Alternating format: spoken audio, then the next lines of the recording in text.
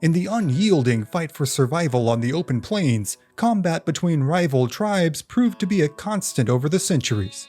Though often overlooked by mainstream history outlets, these instances of intertribal warfare provide a visceral, invaluable insight into the lives of native peoples on the North American continent. Tonight, join History at the OK Corral as we examine one of the most legendary battles between the Crow and Shoshone tribes in the Battle of Heart Butte. Wyoming, 1866. From atop a high butte, a small band of 23 Crow warriors is fighting for their lives in a pitched battle against their longtime enemies, the Shoshone. The Crow are low on bullets and arrows, and can plainly see the area at the base of the butte swarming with hundreds of Shoshone warriors. This battle has raged now for nearly 5 straight days, and now it is clear to the Crow warriors that this will be their last stand. Still, they fight on, intent on causing as much damage to their enemy as possible. Below them, the Shoshone warriors, now sensing victory to be within sight, cautiously advance up the steep incline leading to the top of the butte. As the attack reaches its apex, war cries and death songs resound in the air. Warriors on both sides begin to fall, crying out in shrieks of pain as the battle continues unabated. This scene is one that has been carried out many times between these avowed enemies, as the fight over land and resources has engendered a deep hatred between these two peoples. The Crow have held for many decades that they are, in fact, the rightful owners of the territory comprising what will become southwestern Wyoming. Conversely, the Shoshone hold that this territory comprises the northeasterly reaches of their rightful lands. While the intensity of the conflict has waxed and waned over the years, with intermittent truces being called, seemingly always followed, eventually, by hostilities being declared again. The instance that had led to this current deadly fight unfolding now on the butte had taken place 5 days earlier, when the two parties had come into contact with each other while camping off a tributary of the Little Wind River, known as Popoagie Creek. Scouts from each camp had spotted each other, and at first, an attempt was made by both sides at calling a temporary peace. Life on the frontier was already a difficult endeavor, one plagued by starvation, thirst, and the ever-present threat of storms, blizzards, tornadoes, flash floods, and animal attacks. This had been especially the case as of late, as the destruction of the buffalo herds that each tribe relied on was just beginning to see the initial iterations of the mass slaughter at the hands of American hunters that would see them driven to near extinction. Thus, both the Crow and Shoshone had seen fit to avoid conflict if possible. At first, a peace was brokered, but soon it was broken. The later accounts of each tribe hold conflicting views on who is responsible for breaching the truce. The Crow account holds that a number of their women and children had been attacked while visiting the Shoshone camp, when a number of Bannocks warriors, allies of the Shoshone and another long-time enemy of the Crow, had visited the camp at the same time, and, seeing an opportunity to strike the vulnerable Crow, had killed or taken captive a number of them. The Shoshone account holds that it was, in fact, the Crow who had attacked their camp, and the Bannocks warriors had come to their aid.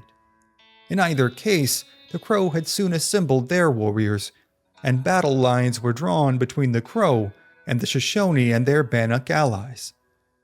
As was the custom in plains warfare, both sides spent considerable time sizing up their opponents and attempting various acts of intimidation. For their part, the Shoshone had been hesitant to attack, as the Crow force had been larger than even their combined forces of themselves and the Bannocks. But soon, a sizable number of Bannocks warriors appeared, having been alerted by a few of their tribesmen who had gone back to their camp to request reinforcements. Now, believing his force to be comparable to the Crow, the Shoshone chief, an experienced warrior named hokc, had begun to consider an all-out attack on the Crow and their camp. However, as the afternoon dragged into the evening, both sides eventually retired to their respective camps, as nighttime combat was all but impossible on the abysmal frontier. But the next morning, the battle lines were drawn again. And again, both groups spent considerable time in attempts to intimidate and insult each other. A Crow war chief named Big Shadow, or Big Robber, had ridden out into the no man's land between the two lines and called out to Washakie, calling him a squaw and an old woman who was too afraid to fight. Now adequately infuriated, Chief Washakie had raised his hand in order to give the signal for his warriors to charge. But before the order can be given, a crow arrow sails in from seemingly nowhere and pierces the chief's hand.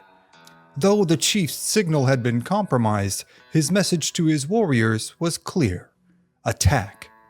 What followed had been a sickeningly violent affair, with warriors on both sides falling to bullets, arrows, and war clubs.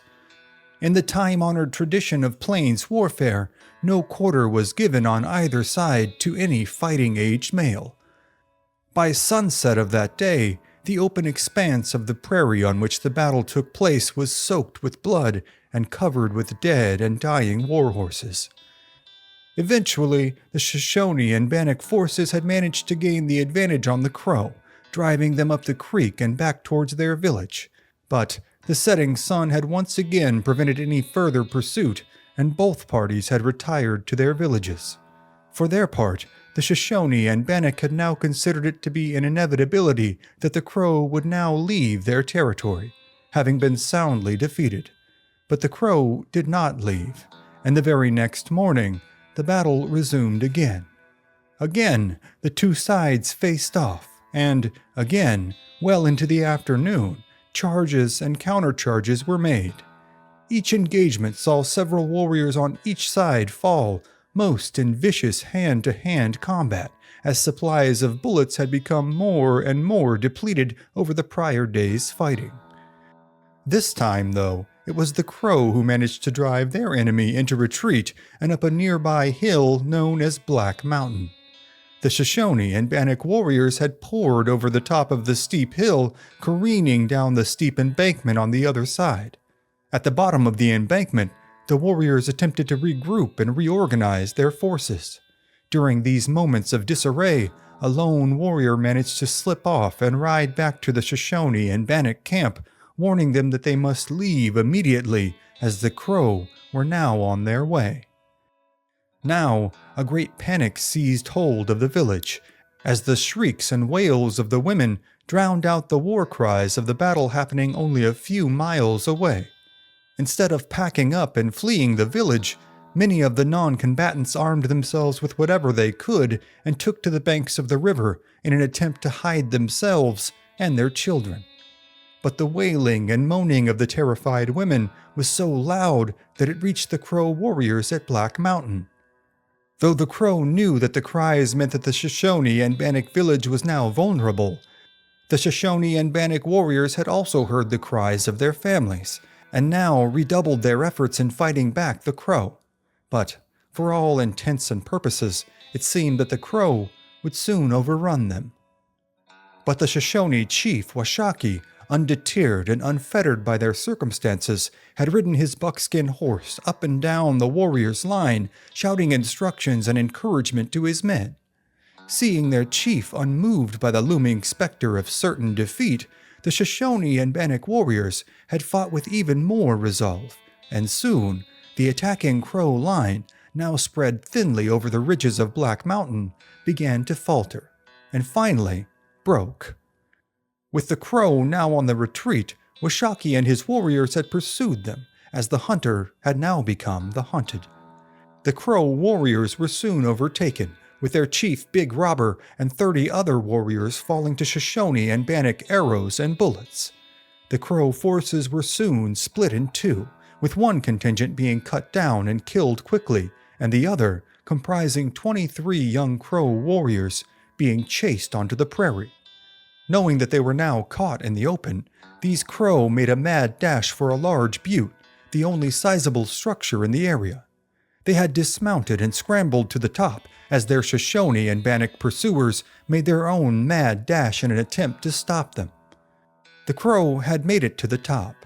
However, now, they are caught in what all of them likely know is a losing fight.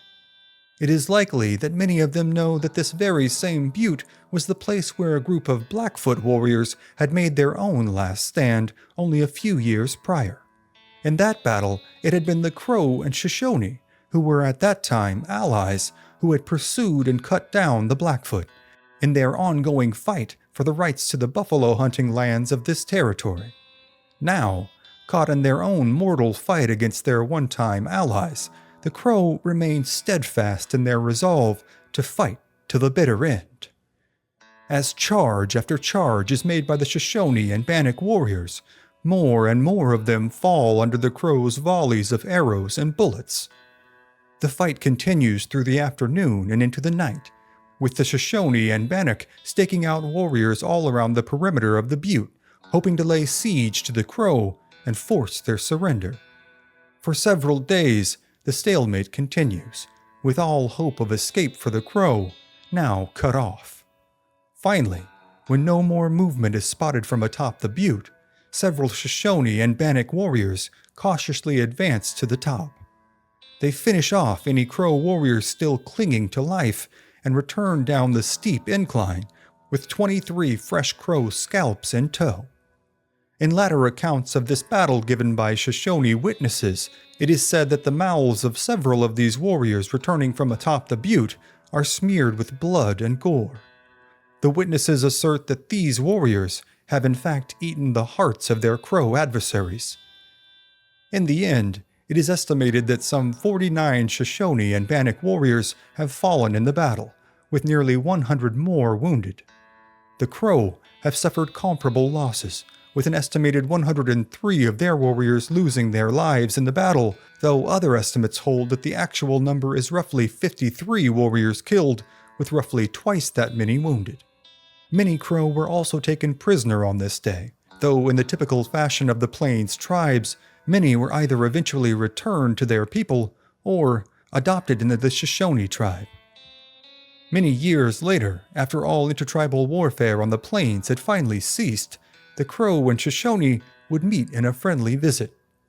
During this visit, a middle-aged Crow thought that she recognized one of her childhood friends amongst the Shoshone.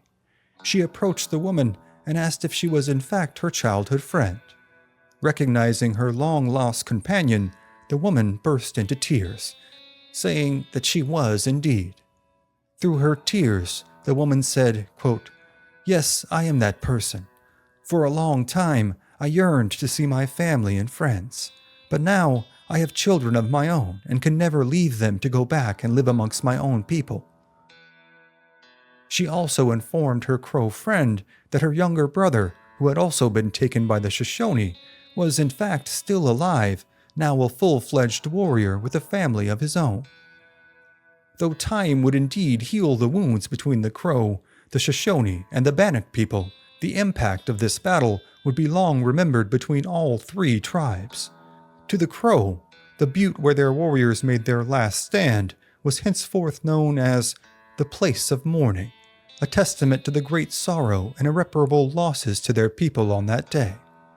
To the Shoshone and Bannock peoples, this site would be known for generations to come as Heart Butte. Whether this moniker is a testament to the fortitude of their enemies or a reference to the alleged eating of the fallen warrior's heart is a matter of debate amongst experts. In either case, this battle between sworn enemies is but one example of the countless, ruthless instances of combat, raiding, and ambush that abound in the history of the native peoples of the Plains in their constant fight for dominance and survival. But the many stories of those battles, which ranged from Canada to Mexico, are, for tonight, other stories for other times.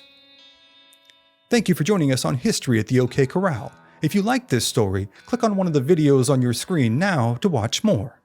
Also, if you'd like to learn more about Old West history, be sure to sign up for the HOKC newsletter. Link is in the description.